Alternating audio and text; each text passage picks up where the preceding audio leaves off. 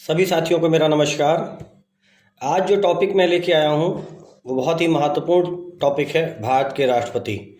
एक प्रश्नोत्तरी है जिसको हम आप लोग अभी आप समझने का प्रयास करते हैं। लीजिए देखिए इसकी आपके स्क्रीन के ऊपर भारत के राष्ट्रपति पर पहली प्रश्नोत्तरी का पहला क्वेश्चन। भारत के प्रथम राष्ट्रपति कौन थे? डॉक्टर राजेंद्र प्रसाद जी। 2 बार राष्ट्रपति बनने वाले एकमात्र व्यक्ति कौन है? डॉक्टर राजेंद्र प्रसाद जी। तीसरा है, राष्ट्रपति को शपथ कौन दिलाता है? सुप्रीम कोर्ट के मुख्य न्यायाधीश। चौथा, पहले उपराष्ट्रपति जो आगे चलकर राष्ट्रपति बने, सर्वपल्ली राधाकृष्णन जी। पांचवा क्वेश्चन है, भारत रत्न प्राप्त करने वाले प्रथम राष्ट्रपति कौन है? सर्वपल्ली राधाकृष्णन जी।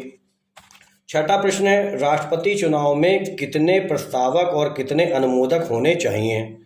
तो 50-50 की संख्या होती है। 50 इसका मतलब अनुमोदक होने चाहिए और 50 आपके प्रस्तावक होने चाहिए। ठीक, क्योंकि इसने साफ पूछा है राष्ट्रपति चुनाव में कितने प्रस्तावक और कितने अनुमोदक, तो प्रस्तावक भी 50 रहेंगे और अनुमोदक भी 50 रहेंगे। राष्ट्रपति चुनाव में कोई भी विवाद होने पर उसका निपटारा कौन करता है या कौन करेगा? तो वो आपका सर्वोच्च न्यायालय। आठवां क्वेश्चन है, भारत रत्न पुरस्कार सर्वोच्च सम्मान को कब शुरू किया गया? तो भारत रत्न पुरस्कार सन 1954 में प्रारंभ हुआ अपने यहाँ हिंदुस्तान में, और 1954 में 3 लोगों को दिया गया था। सर्वपल्ली राधाकृष्णन जी को दिया गया था, सी वी रमन जी को दिया गया था और राजगोपालाचार्य जी को दिया गया था। 9वां प्रश्न आ रहा है, राष्ट्रपति पद पर कार्य करते हुए किन किन की मृत्यु हो गई? तो 2 लोगों की मृत्यु हुई थी जो राष्ट्रपति रहे और जिनकी पद पर कार्य करते हुए मृत्यु हुई, उसमें एक जाकिर हुसैन जी थे और दूसरे फखरुद्दीन अली अहमद जी थे। तो इन दोनों लोगों की मृत्यु राष्ट्रपति के कार्यकाल में ही हो गई थी। 10वां क्वेश्चन आता है, क्या राष्ट्रपति का पुनः चुनाव हो सकता है? जी हाँ, बिल्कुल हो सकता है। 11वां क्वेश्चन, क्या राष्ट्रपति का पुनः चुनाव हो सकता है? ये रिपीट हुआ है क्वेश्चन। यह किस अनुच्छेद में लिखा है? तो क्या राष्ट्रपति का चुनाव हो सकता है, री-इलेक्शन हो सकता है? जी हाँ, हो सकता है।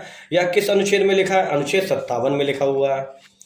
12 नंबर आता है, मन की आवाज पर वोट देने के लिए किसने कहा और किसके पक्ष में कहा? देखिए ये बहुत महत्वपूर्ण चीज़ है क्योंकि वर्तमान परिप्रेक्ष्य से भी थोड़ा जुड़ी हुई है, इस पर ज़रूर मैं फोकस करूंगा। मन की आवाज़ पर वोट देने के लिए कहा गया था राष्ट्रपति चुनाव में, इंदिरा गांधी जी ने कहा था बीबी गिरी जी के पक्ष में। 1966 के आसपास की बात है। देखिए इस पर मैं थोड़ा मैं आपको हिंट दे दूँ।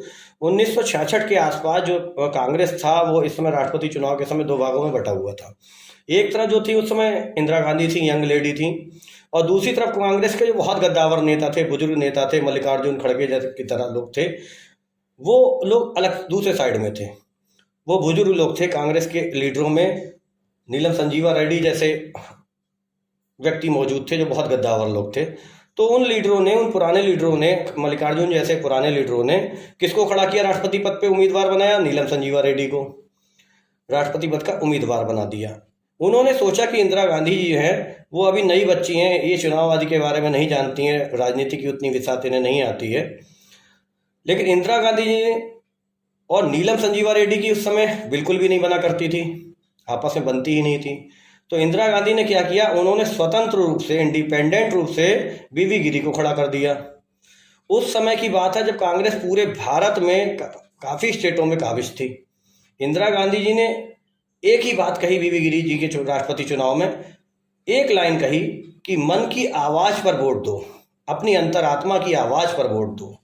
तो ये वही चीज़ है, मैंने पुराना आपको ऐतिहासिक पृष्ठभूमि इसकी बताई कि इंदिरा गांधी जी ने किस बात पे और किसके पक्ष में कहा था, वो मैंने आपके सामने रखा।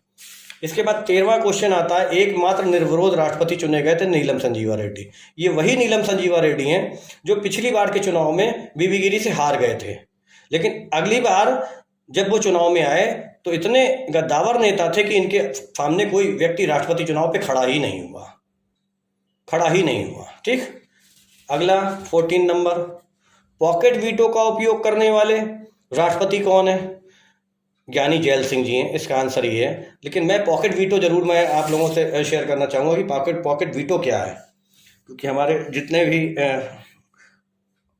साथी हैं वो इस चीज़ को बहुत अच्छी तरह समझ सके कि पॉकेट वीटो का उपयोग करने वाले राष्ट्रपति कौन है, मतलब पॉकेट वीटो क्या चीज़ है। देखिए इसका आंसर तो आपका ज्ञानी जैल सिंह जी हो गया। तो ये कारनामा करने वाले व्यक्ति जो थे वो ज्ञानी जैल सिंह जी ही थे।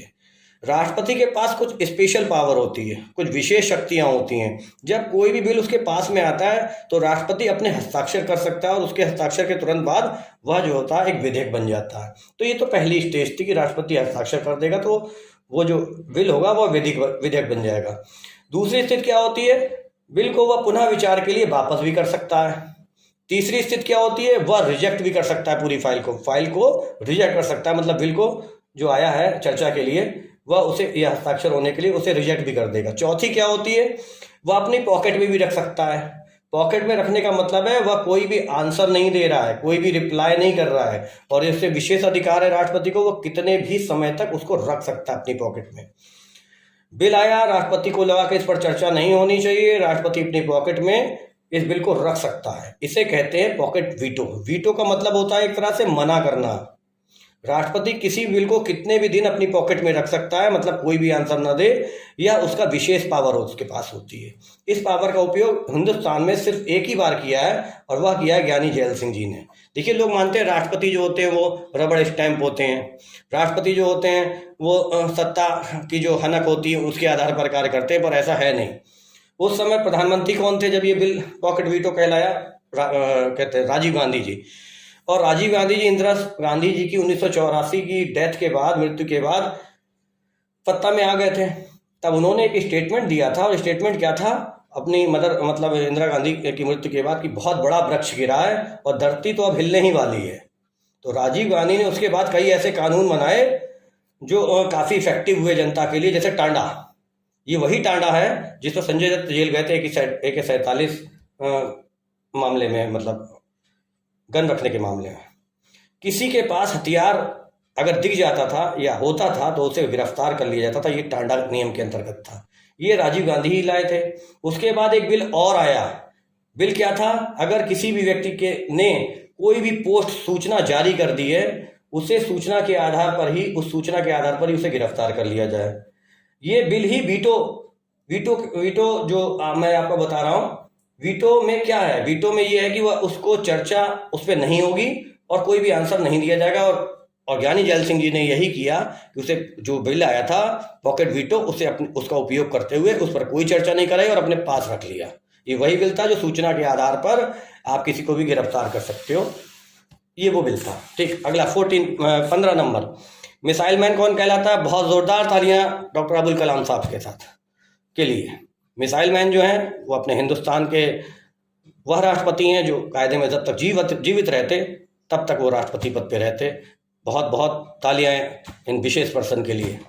16 नंबर, पहली महिला राष्ट्रपति कौन है? प्रतिभा पाटिल जी जो थी वो पहली महिला राष्ट्रपति थी। 17 नंबर, भारत के 14वें राष्ट्रपति कौन थे? रामनाथ कोविंद जी थे। 18, देश की पहली आदिवासी महिला राष्ट्रपति कौन है? द्रौपदी मुर्मू जी। इसके बाद है देश की दूसरी महिला राष्ट्रपति कौन है? अब इसे समझिए। पहला क्वेश्चन आपके पास आया था कि देश की पहली आदिवासी महिला, वो तो द्रौपदी मुर्मू जी हो गई। देश की दूसरी महिला, तो दूसरी महिला जो कहलाएंगी वो द्रौपदी मुर्मू जी कहलाएंगी, क्योंकि पहले प्रतिभा पाटिल जी रह चुकी हैं। 20 नंबर, झारखंड की पहली महिला राज्यपाल कौन है? तो झारखंड में जो राज्यपाल पहली बनी थी वो द्रौपदी मुर्मू जी ही थी। ठीक है, तो ये एक छोटी सी प्रश्नोत्तरी थी जो मैंने आप लोगों के सामने तथ्य वाइज रखी। और अगर आपको ये मेरा वीडियो पसंद आया हो और इसके प्रश्न पसंद आए हो, इसके प्रश्नों का जो है तरीका पसंद आया हो, तो आप इसे लाइक करिएगा, सब्सक्राइब करिएगा।